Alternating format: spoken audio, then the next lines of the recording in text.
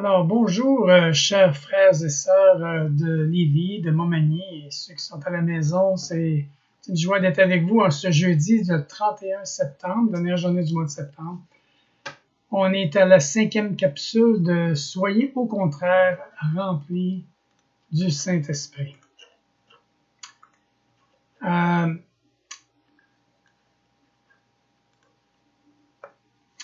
Nous avons vu dans les dernières capsules que la mission du Saint-Esprit, un des titres qui lui était donné, c'était le défenseur. Et que sa défense, c'était les intérêts de Christ sur la terre. Il le faisait au niveau du monde en essayant de les convaincre de péché, de justice et de vérité, mais aussi dans l'Église et en nous, chacun de ses enfants. Son seul objectif, exalter Christ. Il était aussi celui qui convainc. Alors, celui qui nous convainc d'une chose, c'est de pécher, premièrement, et deuxièmement, de nous amener à la repentance. Jésus l'a appelé 3 fois l'esprit de vérité, l'aletheia, et il révélait les faits tels qu'elles étaient à propos de nous-mêmes, ses enfants, des saints qui parfois péchons. On a vu aussi que la pratique, que le contraire de la pratique du mal n'était pas de faire le bien, mais plutôt d'avoir une conduite conforme à la vérité. Et on a vu qu'il est aussi celui qui console. Dès le moment où le Saint-Esprit réussit à nous briser par la repentance, il se consacre immédiatement à nous consoler et à nous encourager à trouver en Jésus-Christ la satisfaction de tous nos besoins. Et on a vu comment dans Jean 14, parce qu'il nous enseignera, Jésus dit, le Saint-Esprit vous enseignera toutes choses et il vous le rappellera tout ce que je vous ai dit. Alors le Saint-Esprit nous témoigne le Sauveur ressuscité, le Sauveur vivant. N'oublions jamais, frères et sœurs, que Dieu a mis le sceau de sa complète satisfaction sur l'œuvre expiatoire du Seigneur en le ressuscitant d'entre les morts. Alors, en fin de compte, il est inutile pour nous de lutter en espérant améliorer notre nature pécheresse, autrement dit notre chair, notre vieille âme. L'Esprit nous ordonne de renoncer à vouloir obtenir la paix par nos efforts et à venir à Christ comme des pécheurs tels que nous sommes et de nous reposer sur ce que lui a accompli à la croix. Tel est le réconfort que le Saint-Esprit apporte à notre âme et nous fait découvrir cette dimension profonde de l'amour de Dieu. J'aime beaucoup le texte dans Romains 5 qui nous dit « L'amour de Dieu est répandu dans nos cœurs par le Saint-Esprit qui nous a été donné. » L'amour de Dieu est répandu dans nos cœurs par le Saint-Esprit. Alléluia. Alors, ce matin, on va regarder 4 attitudes qu'on peut avoir face au Saint-Esprit. Je vous avais invité à lire plusieurs textes. On va les travailler au fur et à mesure du temps. Prions quelques instants. Notre Père Céleste, encore une fois, on veut vraiment te demander d'éclairer notre intelligence. On te demande d'ouvrir, Seigneur, les yeux de nos cœurs pour saisir, Seigneur, tout ce que le Saint-Esprit veut faire en nous. Comprendre son rôle dans notre vie et s'associer à l'œuvre qu'il veut accomplir en ton nom, afin de nous rendre de plus en plus semblables à Jésus, ton Fils. Amen. Alors, frères et sœurs, le Saint-Esprit révèle à notre cœur que Christ non seulement est capable de vaincre le diable, mais qu'il a déjà triomphé de lui par la croix. C'est déjà accompli. Éphésiens 1, verset 20 et 21 nous dit « Il l'a déployé en Christ, en le ressuscitant des morts et en le faisant asseoir à sa droite dans les lieux célestes, au-dessus de toute domination, de toute autorité, de toute puissance, de toute dignité et de tout nom qui peut être nommé, non seulement dans le siècle présent, mais encore dans le siècle à venir, jusqu'en même 2020, même à Lévis. » Alors, on voit ici que Jésus est assis. Donc, une personne qui est assise, c'est une personne qui se repose. Et Jésus est venu accomplir, et l'œuvre qu'il avait accomplie, quand Jésus a dit maintenant à la croix, tout est accompli, c'était l'œuvre que Dieu lui avait demandé de faire ici pour nous. Et il s'est dit tout de suite après qu'il est au-dessus de tout adversaire quelconque. Et juste un petit peu plus loin dans Éphésiens 2, 6, il s'est dit qu'il nous a, nous, ressuscités ensemble spirituellement, et il nous a fait asseoir ensemble dans les lieux célestes en Jésus-Christ. Alors, frères et sœurs, êtes-vous assis? Êtes-vous vraiment assis? Il faut vraiment se la poser la question. Parce que Jésus dit que nous aussi, nous sommes assis spirituellement en lui dans les lieux célestes. Nous ne sommes pas du côté de celui qui vaincra, mais du côté de celui qui a vaincu. Nous ne combattons pas pour la victoire, mais parce que la victoire a déjà été remportée. Hallelujah! Une image de cela que j'aime beaucoup, c'est Élisée. Vous savez, Élisée qui suivait Élie, qui était épaté par Élie, et voulait demander à Élie une chose, il voulait une double portion du Saint-Esprit. Donc Élie a reçu une double portion de l'Esprit d'Élie lorsqu'il vit son maître monter au ciel. Il a été enlevé. Ensuite, il trouva à ses pieds le manteau qui est le symbole de cette puissance-là, de la double portion du Saint-Esprit, d'être rempli. Si nous permettons au Saint-Esprit de nous montrer la parfaite suffisance du Seigneur Jésus, et si nous acceptons cette révélation avec foi, nous aussi, frères et sœurs, nous serons revêtus de la puissance d'en haut et nous serons capables d'aller de l'avant avec hardiesse pour voir Dieu agir en nous. Acte 1:8 nous dit ceci, « Mais vous recevrez, c'est Jésus qui parle, une puissance. » Vous recevez une puissance, une personne qui est le Saint-Esprit, mais une puissance à cause de sa présence. Alléluia. Le Saint-Esprit survenant sur vous et vous serez mes témoins. Alors, on va être ceux qui vont faire la différence. À Jérusalem, dans toute la Judée, dans la Samarie, jusqu'aux extrémités de la terre, jusqu'à Lévis et Montmagny. Gloire à Dieu, c'est accompli. Alors, après avoir saisi la place et la fonction du Saint-Esprit, on doit se demander une chose, vous et moi. Quelle est mon attitude envers lui? Est-ce que je lui permets d'accomplir son œuvre de conviction de péché et de révélation de Jésus?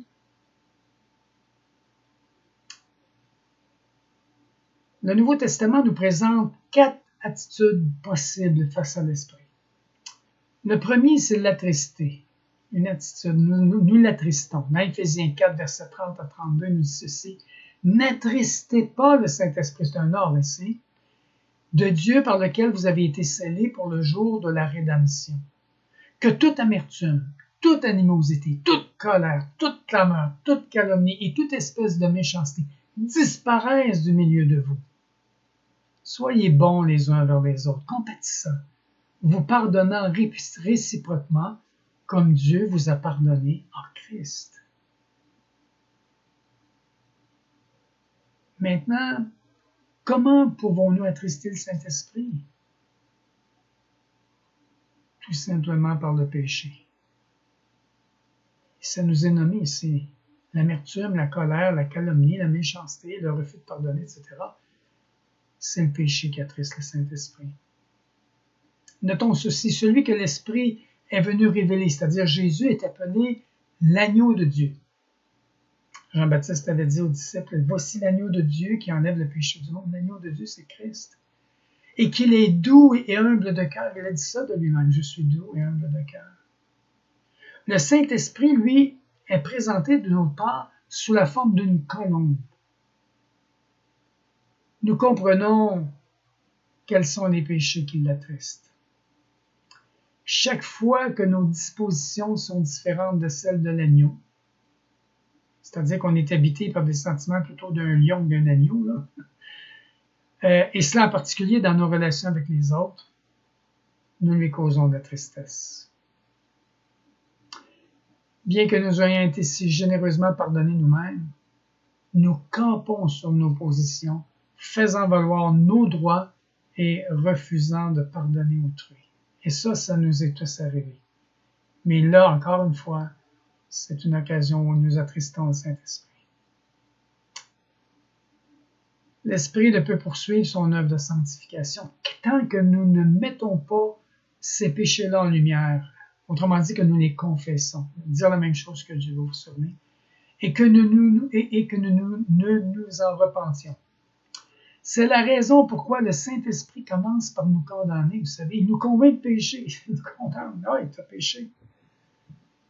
Et lutte contre nous, en réalité, Il nous remet en question.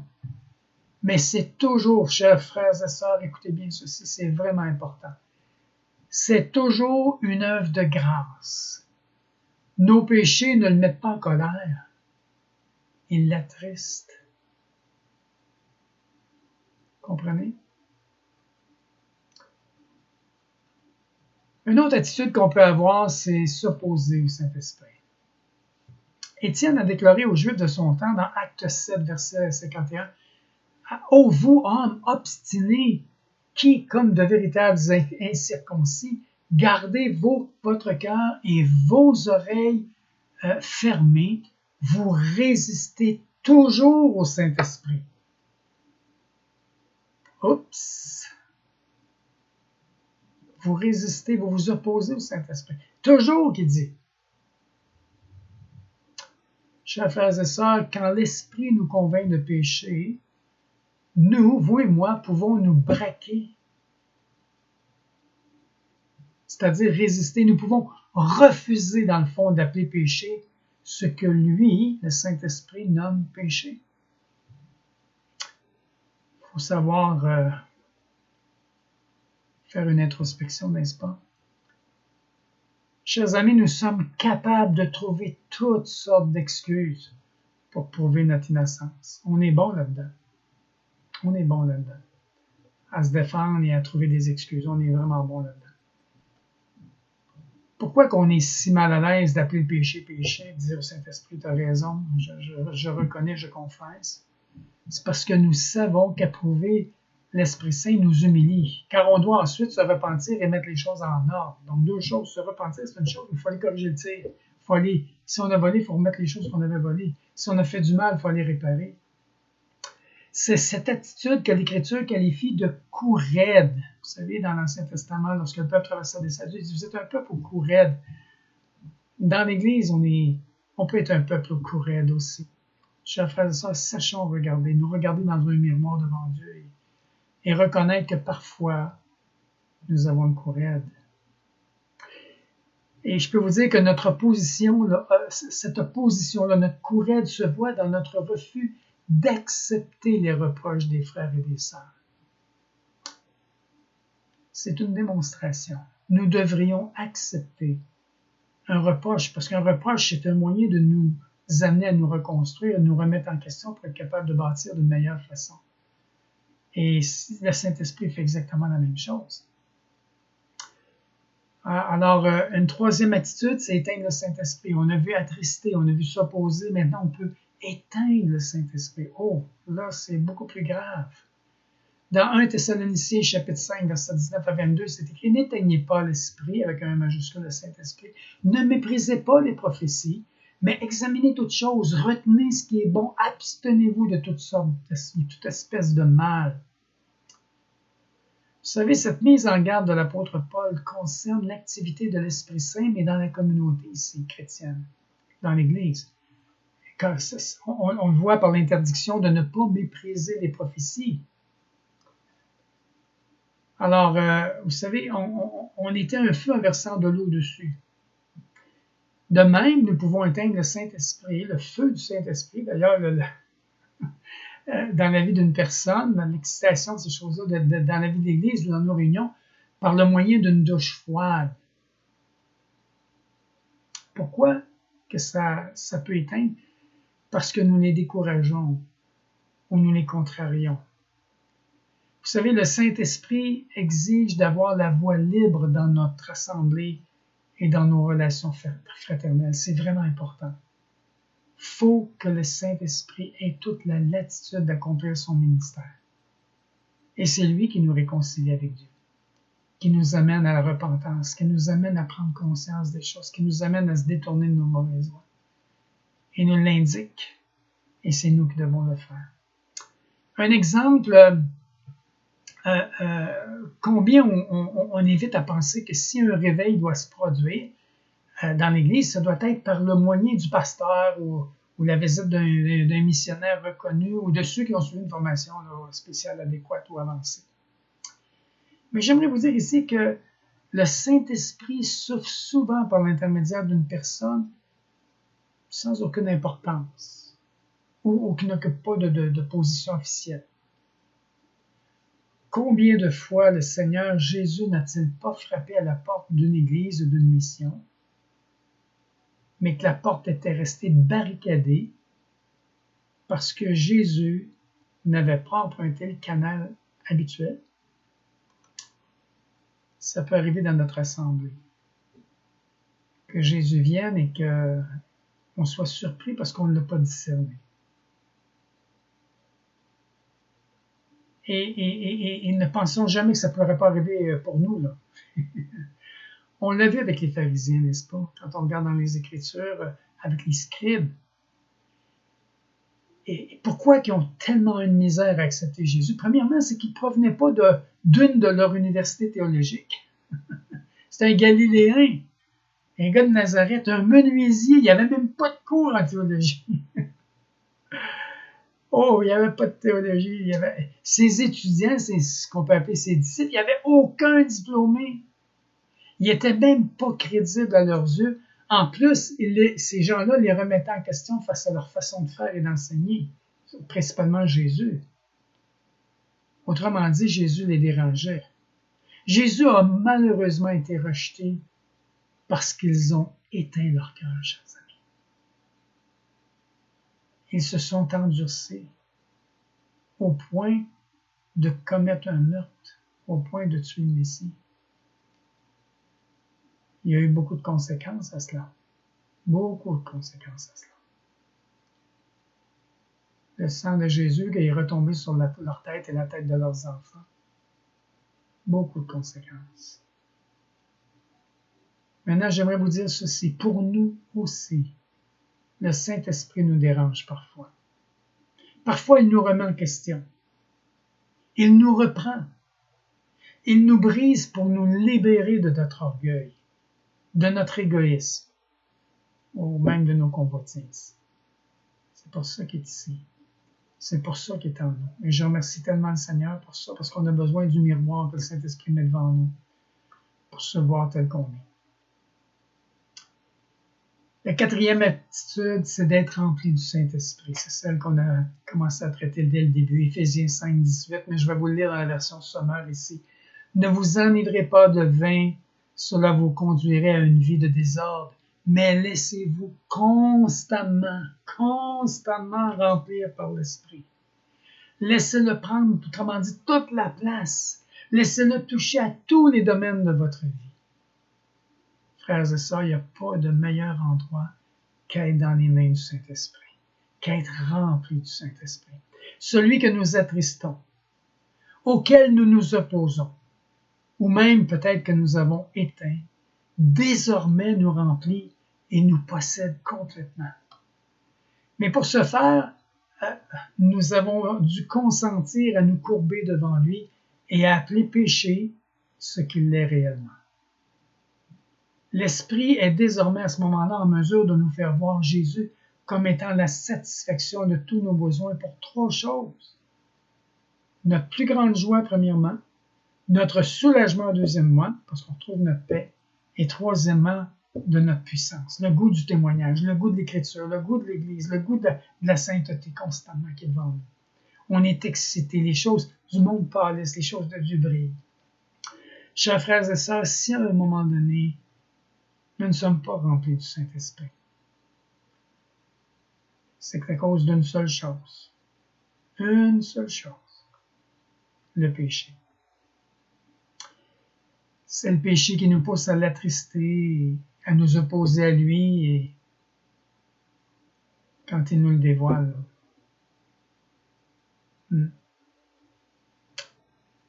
Peut-être avez-vous traversé une longue période de sécheresse ou d'insatisfaction qui a duré peut-être des mois, même peut-être des années dans certains cas.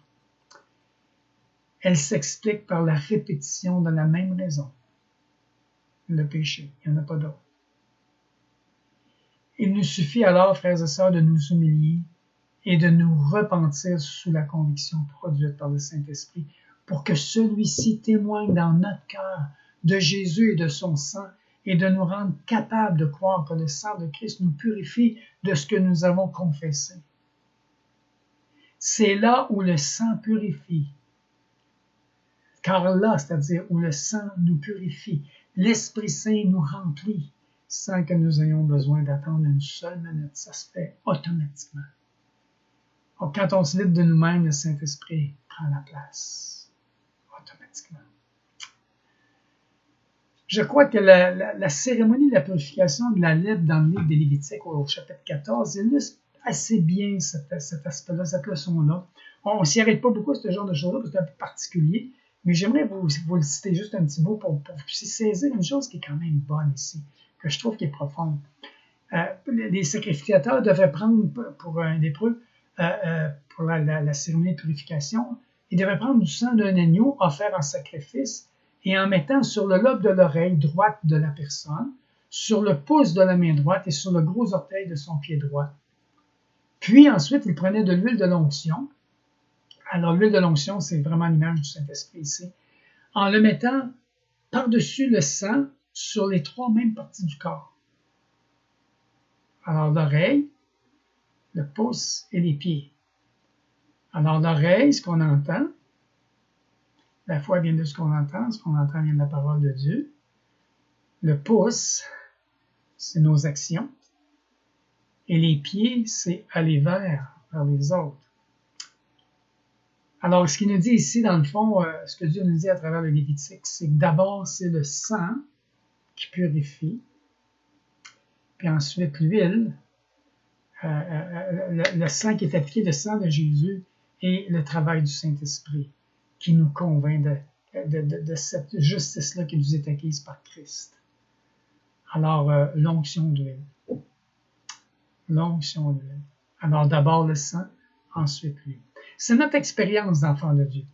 Le Saint-Esprit ne remplit pas et ne revêt pas de la puissance la chair. Pas du tout. Le moi non jugé, oublions cela. Il vient seulement là où il y a eu repentance et où le sang a été appliqué sur le péché par la foi. Le précieux sang de Christ est d'une telle valeur qu'il donne même à celui qui est tombé au plus bas et qui se repent sincèrement le droit d'espérer que le Saint-Esprit viendra immédiatement remplir son cœur et sa vie à nouveau. On n'a pas besoin d'aller plus loin, frères et sœurs, qu'au pied de la croix. C'est là que, lavé de notre péché, on accepte le pardon par la foi et on sera à nouveau rempli du Saint-Esprit au point que notre coupe déborde, notre joie déborde, notre paix déborde, l'amour des autres déborde, l'amour de Dieu déborde. Alléluia. Plénitude du Saint-Esprit. Plein jusqu'à déborder. Chers amis, combien le moyen choisi par Dieu pour nous remplir de son Saint-Esprit est simple et accessible à tous. Prions quelques instants. Père, nous voulons te remercier pour ce don du Saint-Esprit, l'Aléthéa, l'Esprit de vérité qui nous la montre à notre sujet, cette vérité-là.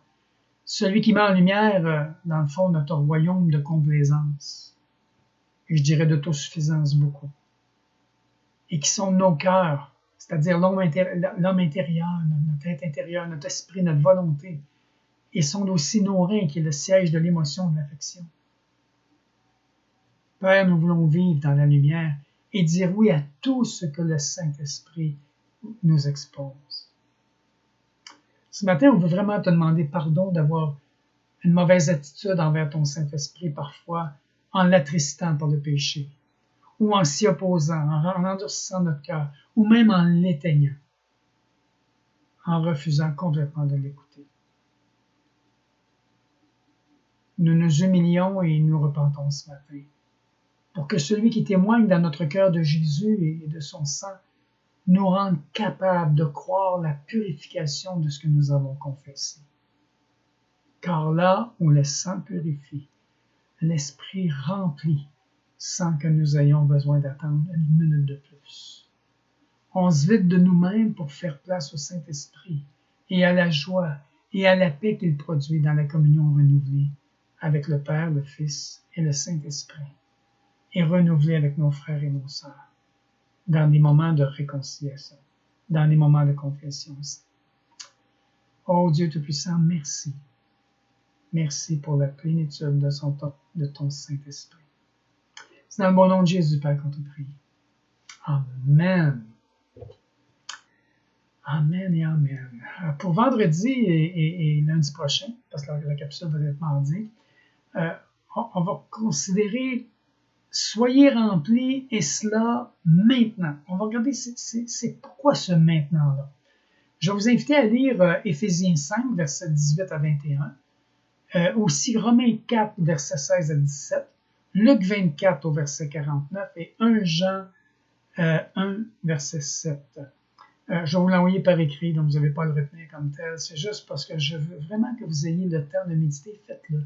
Sondez les Écritures, posez des questions à Dieu, interrogez-vous. Et on va y revenir ensemble pour pouvoir se réjouir de ce que Dieu nous enseigne, de ce que Dieu travaille en nous. Que Dieu vous bénisse et vous accorde une super belle journée.